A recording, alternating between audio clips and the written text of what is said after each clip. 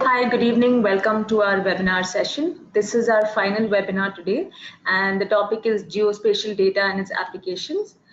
Today we have Teja with us, who's going to speak more on the topic. So I'm going to hand it over to Teja. After Teja speaks about the topic, we are welcome to ask questions around the topic or regarding the fellowship as well. Good evening. Thanks for joining us today. I'm Teja, and I come from what used to be a small town called Guntur. Now I work with IHS at Bangalore. I'm part of the practice and the geospatial lab here at IHS. I have studied architecture in Hyderabad, then worked for a couple of years learning earth architecture and different kind of alternative technologies that one could use to build with. After which, getting to know and work with people who work in the areas of risk and resilience and disaster risk reduction and all of that, I went to do a master's in geo information and earth observation sciences with specific interest and specialization on disaster risk management. So the college was in Netherlands, and then there is a partnership with the Indian Institute of Remote Sensing in Dehradun.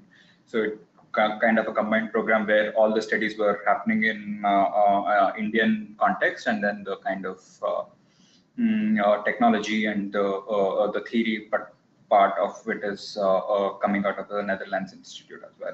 So after which I worked in a place called People in Center in Ahmedabad, where most of my work was in Assam, post the riots in Assam, where we were trying to build post the riots, which of the villages that got affected and burnt down, and trying to rebuild them and move them, all of it.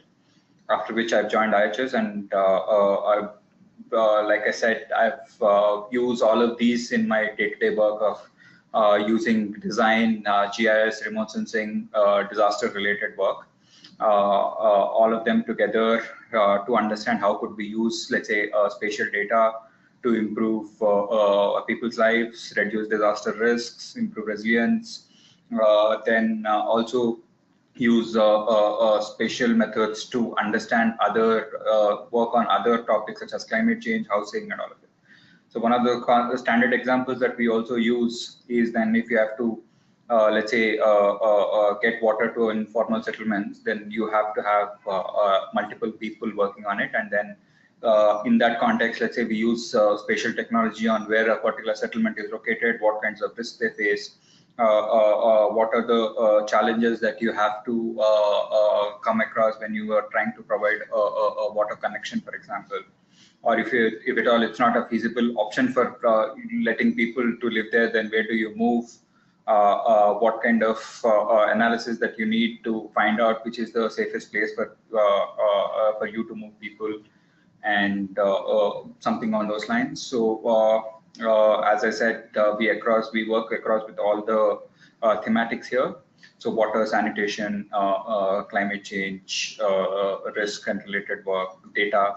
Data is something that we work on a regular basis on trying to get the secondary and primary data, and try and use all the methods and tools to kind of visualize them. Some of these outputs are also available on the IHS Knowledge Gateway if you want to go and look at it. So this is something on these lines is what we also take you through the skill lab during the fellowship, where this skill lab is also integrated with the data skill lab, the research methods and all of it. So how do you use spatial methods to understand a problem, and then how do you find solutions and work with the problem and all of those lines. So the skill lab also focuses on the theory behind the spatial thinking. How do you use spatial thinking and also use then other tools like open tools like QGIS and all of such mapping methods to visualize and analyze the spatial information to arrive at a problem or trying to figure out a solution and all of that. Most of the times, we also during the skill lab try and figure out what is the data that is required. So data mining, data cleaning, and trying to get them into a form in which that can be used in the best possible way to let's say, figure out a solution. So like I said, some of these data methods also will be covered through things. As part of the fellowship program through the Commons, we do the basic skill lab where we just do a quick intro to the GIS and spatial data and all the methods, and how do you then make a map and represent it as part of the other work.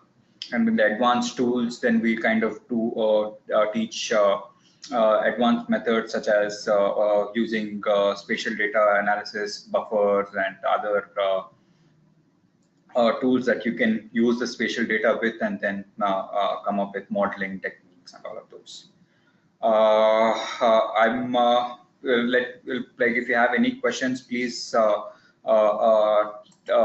send them in. Then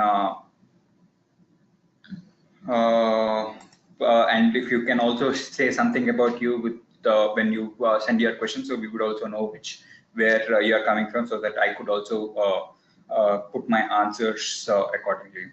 So I can also talk you to about one of the works that we have done here in terms of how do one use spatial technology, and let's say in the domain that I work with is in the disaster risk reduction, for example.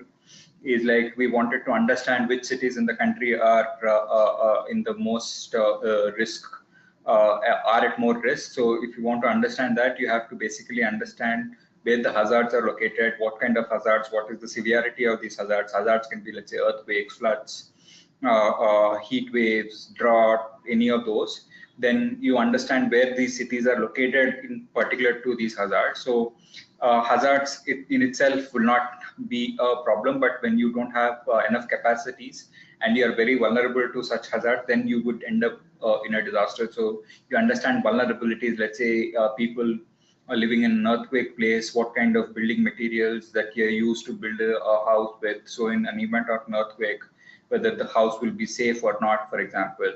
So such kind of analysis is done for, let's say, a lot of cities, nearly 500 cities in the country, and to kind of understand which of these cities are more at risk to specific hazards and also multiple hazards. For example, let's say if there is a cyclone, you can't just understand the exposure to the cyclone, and then you have to also understand the exposure to the floods, because there is a lot of rainfall that happens after a cyclone. So if you are also prone to floods, you can't just assess and the exposure to cyclone and then not consider them if they are safe or not. So you kind of do this multi-hazard approach to understand how the risk is spread and what kind of actions then any institution, government, non-government, can take to make people's life better and all of it. Then the other work is the kind of data work that we were talking about, where we've taken a lot of these secondary information that is available, let's say census or any kind of population density data sets, and kind of understand then where most people are living in such hazardous conditions and risky areas. So you kind of both know where to act, how much preparation that you need to have, and all of those. Okay, I will start taking questions. We have a question from Praveen Kalura. From Dehradun. I have a master's degree in remote sensing. My question is that why there is lots of restriction on geospatial data in India compared to the other countries. That's, I think, a very tricky question to start with. I think in terms of this is something that we also face on a regular basis on why there is no spatial data, or if there is a lot of these data that is getting generated, why is it not being released in the public domain. I think one of the answers we generally get when we interact with, let's say, people who has access to these data sets is to basically try and not others misuse the data sets that are available. For example, let's say we have to take the example of currently the kind of data misuse that is happening across the world. So now you start raising questions on what kind of data that is being generated, and then what is the kind of data that is getting misused. For example, the Facebook and all the other things, but you're also talking or learning about the other related data and all of it. coming to the spatial data, I think what I would say is that we are made a lot of progress, at least in the last 3-4 years, on the open access after the entire Digital India and data.gov.in and their open data policy and all of those. So, and you would also be able to access a lot of these spatial data sets from the National Remote Sensing Center applications and all of it. However, they do restrict the kind of users that can have access, but viewership, I think, viewing access, I think, is overall, I think, is improved in the last few years. But like I said, if at all there is no data that is being provided in terms of or the access is not being updated, I think it's also is an opportunity for us, all of us, to kind of work towards it and create data sets that then can be open. And then this is also something that we could learn from, where we don't have to keep the data that we generate in a restricted access only, but we can contribute to the open data sets and all of this. While we still wait for some questions, yes, we have one more. Akash Chandan, interaction designer from NID. Knowing how can geospatial knowledge be used to develop web mobile application for government authorities? How can working on the geospatial data can help government bodies to better work? Bangalore Lake Development Authority on road construction planning and traffic monitor. I think data generation and the kind of data that is being generated, I think, is what is the most important. For example, government do have a lot of these data that is being generated, but most of those data sets are like are mostly currently paper-based format. So by the time they are being converted and then put up on their portals or used for decision making, I think there is a time lag. But providing an easy access to people to contribute data on what is happening around me would be the most, I think, the best case scenario in which that everybody would be able to then kind of tell government or raise issues on what is happening. I think it is currently happening over Twitter. If I would, let's say, have to take an example, that in Bangalore especially, that if there is anything, for example, as a traffic violation or a lake encroachment on all of it, I think the civil society is quite active here in Bangalore, and they would be able to tweet or write about it. I think one of the greatest examples that we have here in the recent past is the flyover beda, the steel flyover beda campaign that happened. I think the social media itself had and the campaign over social media, I think, created a lot of impact. So if doesn't have to be a separate app for everything, I think more than everybody having their own apps and technologies, I think we should all be able to work towards a cause and then see what is happening. If at all there is a gap, I think there is a need for one to generate such apps and then kind of provide information to the government. I think most importantly, the validation part of it would be the most important for government to check and then use the data sets, because anybody can report from any other place, and if you are kind of giving false information, then you're also kind of misusing the public resources.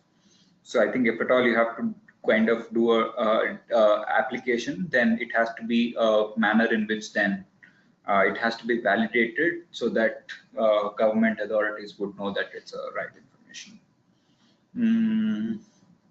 Any other questions? I think not yet. Okay.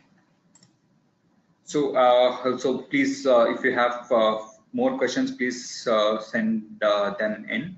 I think I can also take the example of, let's say, the spatial information. Currently, what I think the tax collection has become one of the most useful purposes is what I think government is also using the geospatial data for. For example, if you have to take the case of Bangalore, they have started their own portal where everybody could log in and then kind of see all the tax payment information for all the registered units in the city. So it kind of also acts as a public sharing thing that you would be able to, like, if I'm sitting in a building here and I would be able to see people around me who had paid tax or not. So I think according to the information that they published, it's kind of helped them collect more taxes on a regular basis, and this also be able to use or provide research for other people to kind of use such data sets and do much more analysis in terms of what is the kind of land use that is happening, how many are maybe you violating the land use policy, and all of it can also be used in a way that if you are seeing such information on the public platform. I think one of the recent cases is that Greater Hyderabad Municipal Corporation is using the spatial platform and the data sets for understanding the violations. You must have, if we are following news, then you know that about 3-4 years back, they have conducted a massive drive on clearing encroachments on the lake beds in Hyderabad after a small flooding event. So I think after which they have kind of made it much more organized, and now they have a task force which will kind of know and measure and map out all the violations and put it on a public platform so that one would know if they are violating, and they would also be informed much in advance before a clear whatever the eviction drive or thing would happen. So spatial data, I think in that sense, being used on a regular basis by the government authorities itself. I think the Amrut program itself has mandated that most of these master plans should be a GIS-based master plan, which was not the case where they were only using AutoCAD and other platforms to generate master plans. So if in a case of a GIS-based master plan, then it will be easy for people to overlay and understand and do quick analysis of what is happening in the city so far and what could be the future trajectory based on a master plan and all of that. Next question from Akash Chandan. Designing building interactive infocus using geospatial data interests me. Would be included in this module? If yes, how efficient would this be to be citizen? Please explain. I think that will be a great case, which we are also interested in doing it because, like I said, coming from an architecture or a design background, this sparks most of my day's work and understand how do I use such large sets of information and communicate it easily to people who won't understand or have such kind of a background. So I think designing and building visualizations of any kind of data, I think, is a lot of, I think, requirement for that kind of work.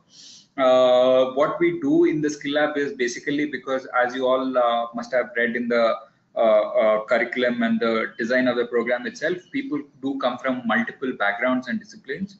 So we all try, and so there are also from the last batches, there are people who have some amount of, let's say, GIS and mapping skills before. So what we do is, even though there are some people in the class, we kind of give a basic set of trainings in the first module and the advanced module, so that people would be able to use it for, everybody would be able to use it.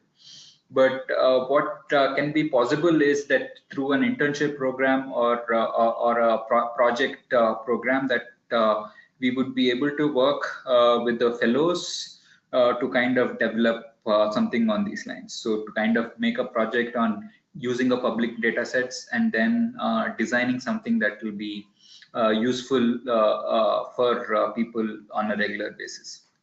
But like I think relating to the question that Praveen also asked, you have to be also very wary of the kind of information that is available, and then that what can be used for generating and how it can be used also, I think, would be the most. I think we also have to understand that most people would not have just web-based visualization access and all of that, I think it's best for us also to, I know the tech platforms and the penetration is going quite fast, but I think there are more people still don't have or don't know how to use. So I think it's best to think of these visualizations in the other platforms other than tech as well. But like I said, there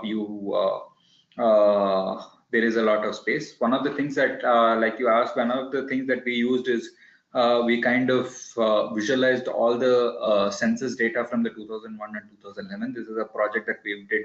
A lot of us did together in the building on how do we then understand the census data itself spatially, and then what kind of patterns that emerge from it. So if at all there is a kind of a shift, major shift that happens from 2001 to 2011, then what kind of policies, programs, or project that is taken by the government have led to that changes.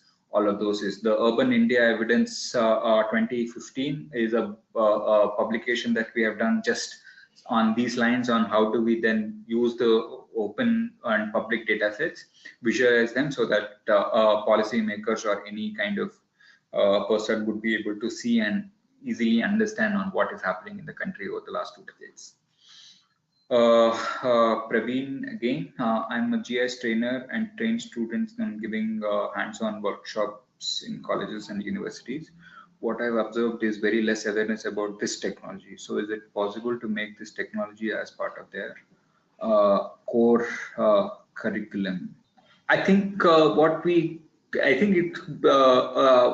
some of us who have interest in this technology kind of have this view that spatial technology would be the only solution to for all of these issues or concerns. But I think there are people who would not also want to do such things like that. So making it as part of a core curriculum would only be able to push people away from it rather than try and use it.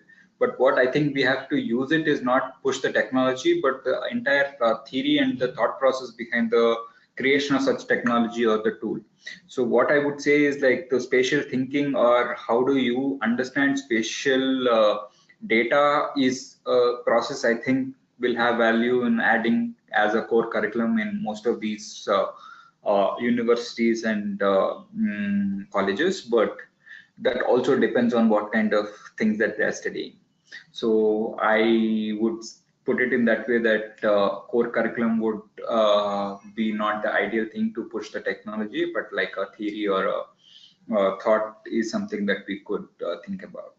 But I would also say that in the fellowship program, what we do is we have a basic GIS, which is a mandatory skill lab for all the people who are part of the fellowship.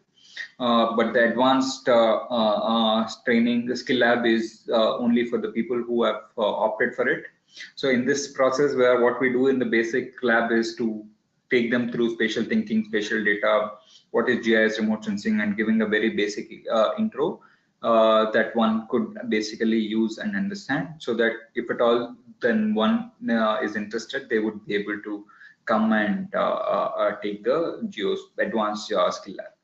So I think, Praveen, I would also like to know your learnings and observation, not just in terms of what kind of people that you teach with, or what kind of topics that and what kind of courses that you teach the GIS with, because in our experience, I think people who come from not from, let's say, geography or planning background would find it very difficult in the first or kind of get a little bit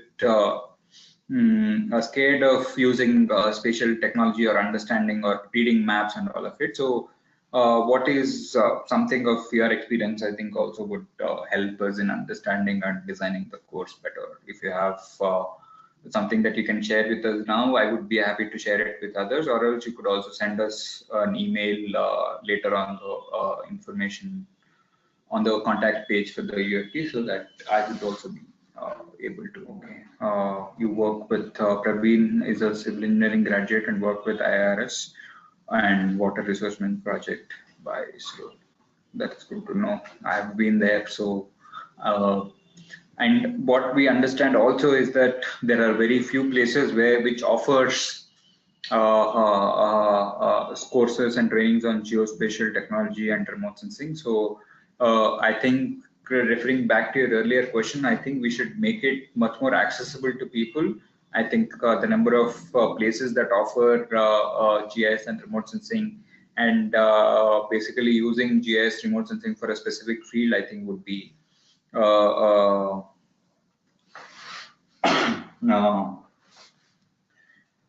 so that many people would be able to learn it easily. And I'm also want to get your attention to a lot of the open courses that are also available on the spatial technology and all of that.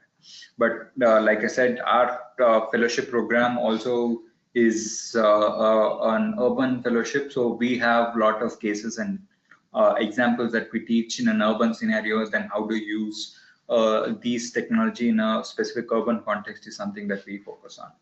So next, the question from Sadanand Dubey. Geospatial technology use in satellite image cloud cover removing. I think you should refer to the Google Earth engine platform, where they have developed some algorithms that would basically take images for larger time periods and kind of use the algorithm to remove the cloud cover and give you a cleaner, clean image of the area, or what that is. I think what they use it for their entire maps platform. So when you go and look at a Google Earth or something, what you see Earth is like completely cloud free, which is what they generate from the algorithm that I was mentioning. I don't exactly recall the name of the algorithm, but you would be able to Google it and find it online. The platform is called Google Earth Engine, and if you have some amount of coding or programming background, you should be able to quickly learn and then use it for a lot of these applications. Okay, and I would, if at all there is any questions, I will take up. But what I would want to say is that it's, even though if you yourself don't have to kind of do all the geospatial technology or tools and all of it yourself, if at all you kind of develop an understanding on how this works and what kind of information that is available, you would be able to work with somebody who is has experience in it, so that you can kind of generate what is required at the end. And that's, I think, what is important in the program that we also teach with, because there are multiple people coming from different disciplines. So if somebody who doesn't have any kind of background would be able to quickly learn from their peers who has some amount of experience, and also not just in terms of map making, but information design, like the discussion that we had earlier, and kind of different kinds of applications that map or any kind of spatial information can be used in multiple fields and all of it. We have Akash Chandan. Oh, Praveen, sorry, I missed it. I'm interested in UFP. I applied last year but was not shortlisted. Have already completed the online MOOC on sustainability badges. That is very good to know, and I'm sorry that you didn't make it to the last year's fellowship. As you've seen, there is a lot of different criteria that we use to select our fellows. So maybe I would wish you luck if you're also planning to apply for this year as well. Akash Chandan, can you share some books, website references, examples of case studies about this? Since I'm very new to this, I would like to know more about this. I think you're referring to the design platform related stuff. There are, in terms of information design, I would not, okay, let me think about it. There is a very basic book released by, I think, Survey of India on map making itself, which kind of covers to some of these things on how do you then simplify information. I would, if you can drop in an email on my email ID that is available on the website, I would be able to send much more details on it. I can't currently recall the names of these books, but um, I think the best thing is that I would send it to you on email so that I have a list of the books that I know, and then I can quickly send it to you. Could you elaborate some applications of Google Earth Engine?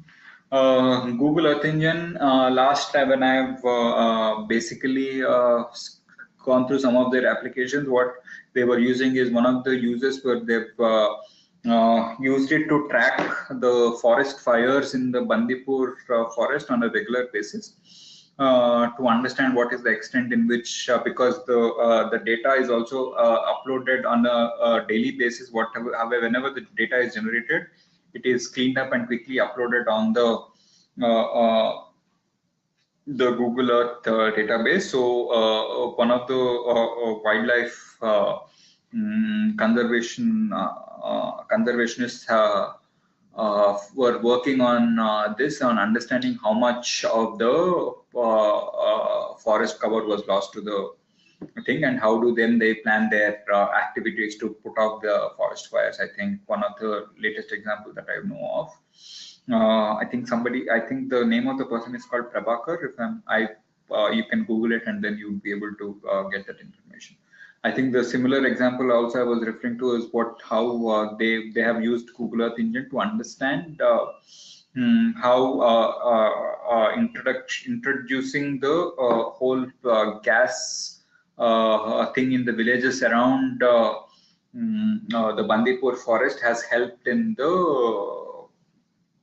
conservation of forest, because people then would not be reliant on the firewood for their cooking and then move to gas cylinder based cooking. So what they have also kind of achieved is the health perspective on reducing the impacts of cooking from a firewood based, I think.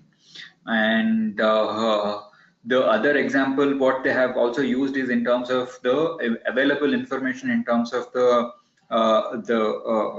time, because they have Landsat data available from its inception from, let's say, 1980s. So they were able to basically go through all of that and kind of track the changes in the river course in one of these South American rivers. I think, so I don't remember the name of it, but you will be able to see the kind of shifts that the river has taken over the last 2-3 decades and what kind of impacts it had, so that data would be helpful for them to kind of understand the possible or predicting the shifts in the future, so that they could move places living in those riskier zones to safer places. I think is one of the other application that I could think of. There's also another platform called Amazon Earth, which is very similar to Google Earth Engine, which also have a lot of satellite images that are available, which are also it's also a very good database for accessing a lot of these remote sensing data. So if you know how to use and then all of it, you would be able to easily access it and then produce some output from it and use it for your work. And if you would also share it with us, we would also like to know how everyone is using, and that we would be able to use as cases in our teaching itself. Praveen says, in water resources application, the main problem what we face is vertical accuracy and resolution of DEM. I have a different take on this. I think how much ever spatial technology of the freely available data sets that we use, there is some amount of issue that is there. I think the NRSC is selling 10-meter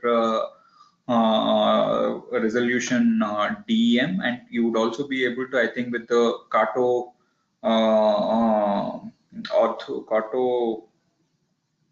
what is the stereo Kato imagery, you would be able to generate even much more higher resolution DEMs, but I think that is only like on a paid basis, but not available on free basis.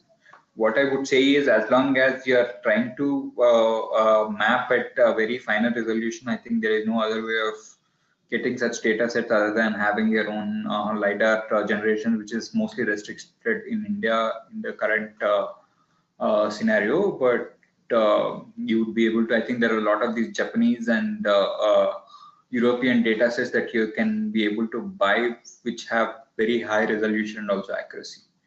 But if there is any specific problem that we want to discuss, then I'm free to chat with you. I think maybe this platform is not the right for it. So if you have anything, please email, and then we would be able to chat over that. Yeah. I think we don't have many more questions coming in. So what I would say is good luck for all the people who are planning to apply. And if at all, whenever you're here in Bangalore, and if some of you are here in Bangalore, you would be able to come here. And the library is an open thing, and there are a lot of books and publications that are available. And like I said, Akash, there are also a lot of books that are available on the spatial information design and general information design and graphics and all of it. So you're free to access them at any point. You can check the library website when they're open and all of that. And good luck for all of you who are applying again. Thank you. Thanks everyone for being a part of this webinar. Thanks, Teja. Just a couple of things. A, the deadline has been extended till 23rd April, which is a Monday, 6 p.m. And secondly, the links to all our previous webinars are also available on the Urban Fellows website. So if you've missed any of those, please feel free to visit the website and view all the links there. Thank you.